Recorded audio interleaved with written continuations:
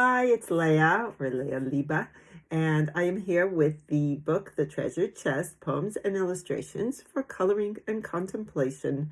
And I want to just give you a little bit into a peek of what's inside, because as of the recording of this video, I have not yet had a chance to put in the pictures of what's inside onto Amazon, where it's up and available for you to gift to yourself or someone else. And so I wanted to just create this video to give you kind of like a inside peek into the pages. They contain poems that I initially took down for myself following morning meditations. They kind of spilled out and from images that like passed kind of like, I don't know, just swim through my mind from and unexpected ones at times. And I think part of it is memories, maybe from past dreams, goals, wishes, wants so sweet. That may be from in there. But when I took down like certain images that come to me or just reflections, they came out in poetic form. And I have, this is my first time really just publishing anything like this with this book. And ever since then, I find that poetry spills onto my pages. And there's a bit of a backstory on that. And well, before I go into that, I just want to kind of share a little bit about the illustrations, or as I like to call them, soulstrations, because it's really from my soul, soulful illustrations. I basically pull from words and images that the words create kind of in my head, or memories attached to the words. And from there, I go and create these wonderful kaleidoscopic, I like to think, well, before the color. This is after the color is there. And this one is actually not from this book. This is based on a Nishmat Hebrew prayer, and which is very dear to my heart and to many. And it's a wonderful prayer to really get connected with our Creator through gratitude. And that's Breath of Being, and it's on my site also. I go into it a little bit there, where during an interview with the Rockland Center for the Arts, the Rockland Arts Festival, where it will be featured. But more on that on another page. But for now, here we go. So basically, I created these images from the poems, and I'm a bit stuck here for thought. Okay, I'm going to put this down and just talk to you because, yeah. All right, so, hi. All right, so these soulstrations came to me from the poems, but the poems came to me during a time where I felt like I was just, I don't know, I just kind of went within for a bit.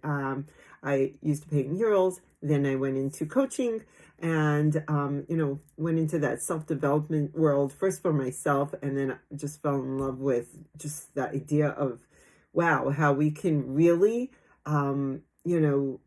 change the way we think. I used to be this huge worrywart, and I just was able to really kind of retrain my brain, and I wanted to bring that to others. I trained with CTI, Coactive Coaching, and then with Positive Intelligence, excuse me. Shirzad Shamin has a wonderful program, Positive Intelligence, which is just, wow, it's global. And that has also had a wonderful, really effect on me. And I started facilitating, the program. And then through a series of moves, I kind of had to put that aside. And this book was created during that period of time where we were in between moves. And I just kind of found myself gravitating back to just wanting to create art again.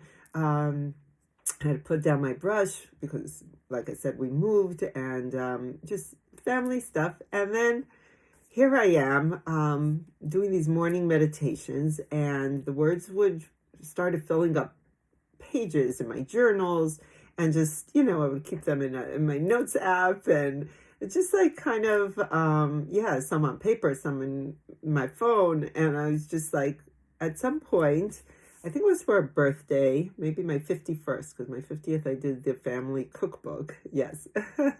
Ahavat Shabbat, also self-published on Amazon. I'm happy to share with the world. But first for my kids and then for everyone else. And it was really a labor of love. But I digress. So, basically, I put this together for myself as a gift one year. And then through the process of self-publishing, I had issue with the pages. Originally, I had the illustrations and the poems back to back on the same page, and I did not like that you were able to see through the page to the image a bit, and I found that it bothered me. So I wanted the page crisp. And so I said, what could I do? I couldn't leave the page blank in between. So I decided to pull from each poem its core message as I saw it. And so here, I am compassionate. That is basically the message of one poem here, Child of Mine. And so I pulled from that poem and from each of them the core affirmation, the message that I felt like I needed to hear. And then once I did that, the book suddenly it transformed from a gift to myself. I felt like, I don't know, something shifted. I'm like, this is not just for me. This is to share. And so I decided to make it available publicly. And so now I have it for not just me, but for anyone, for you. And I hope you enjoy it.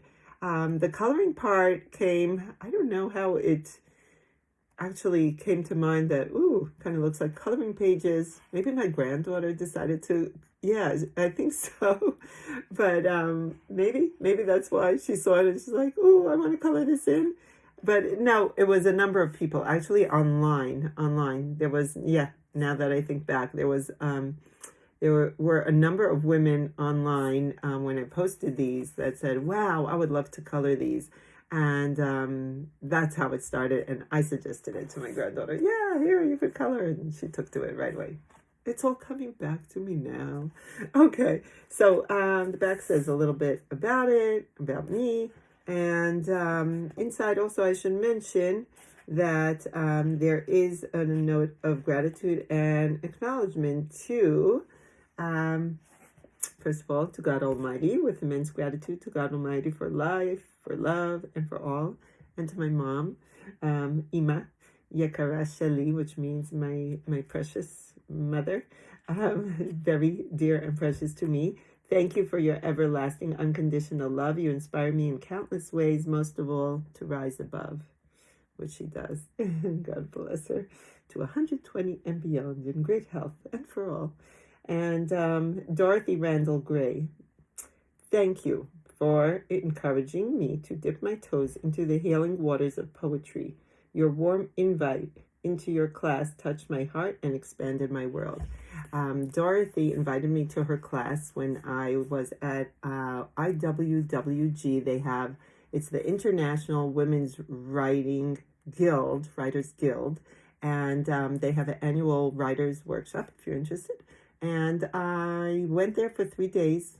I actually crossed off every poetry class because I felt like a kid in a candy store, and you have to choose from quite a number of workshops. And so I said, okay, I'm not into poetry, so I'll just knock this out, just cross it off, and this way I'll choose from what's left.